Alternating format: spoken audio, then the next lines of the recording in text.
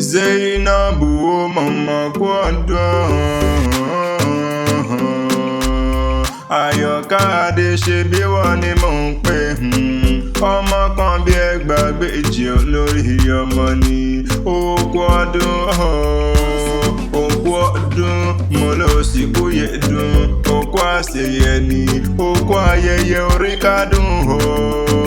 Zainab bint orí olówó mo ló ṣọdún èyí ó ṣe tẹ̀mí sí lágbára lọ́wọ́ lọ́hùn ọba.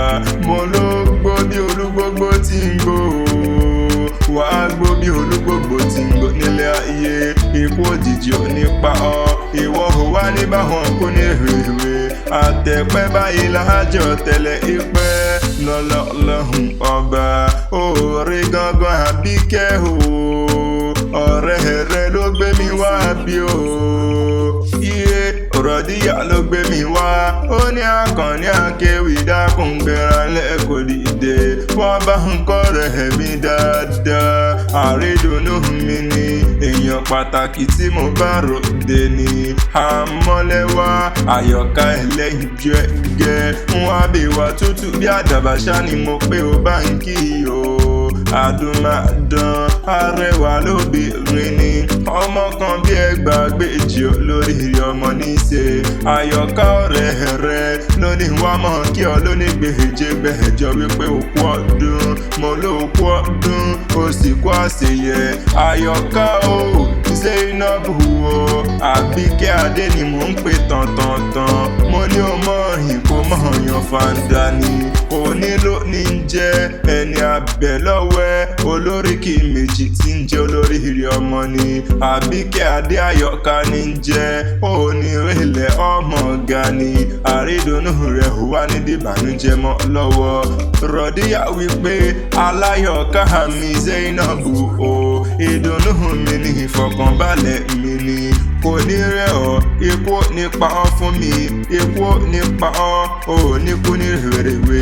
Àrùn oníṣe ọ́ ò ní ṣìṣe. Àwọn òbí rẹ̀ máa jèrè rẹ̀ ni.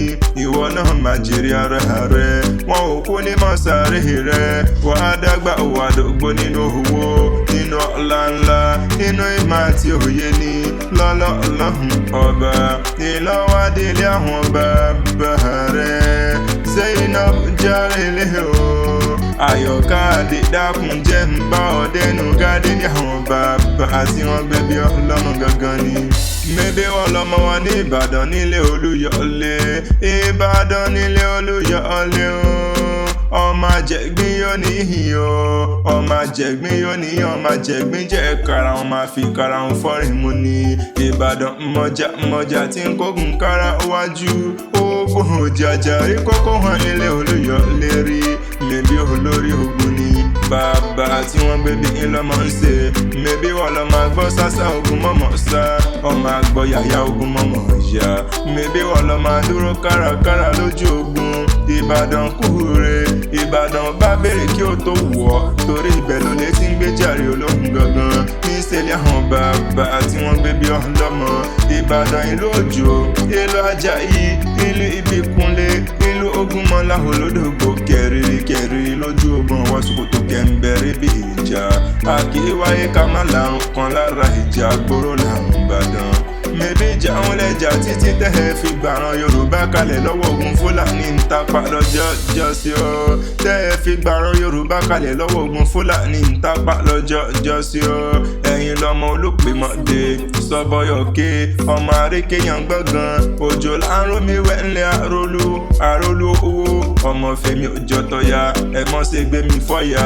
Mébí kéhe mi wádìí kí àmùsẹ̀ yànmù ní kí ẹ̀yìn gẹ̀dẹ̀. Eégún di mẹ́fà lè kó lé o. Èmi ní ṣètò mi ò máa wo. Bàtà di mẹ́fà nígbàlẹ̀ kí ní ṣètò mi ò máa wo. Ẹ̀wọ́ wá di mẹ́fà mọ̀lú gbogbogbò. Ẹ̀wọ́ wá sọ egungun bó ti lò ká ní lára bí àjèrè. Tán máa sọ pé Ìbàdàn tí ò gbójúlówó, ẹ wí fún wọn wípé ṣé bàbá tí yín ló kó bàbá wọn lẹ́rú lójú ogun ni. Ọmọ agbági mọ́lẹ̀ ti bèrè jẹ, mọ̀mọ́lẹ́ ara Oluyole o. Zainab mo ló kú ọdún, Àbíkẹ́ mo ló sì kó àṣeyẹ ni. Ayọ̀káde ìwọ kò wá ní báwọn fọdún léyìí ṣàṣe mọ́ lágbára lọ́wọ́ Ọlọ́run ọba. Ǹjẹ́ tán bá ní ta ní nǹkan ewì kí ọlá tẹ̀kan, mọ̀ pé Adésínà lèmi ń jẹ́. Habibola ìtara ẹ̀fẹ́, Akanni Akewi Agbaye lórúkọ tèmi.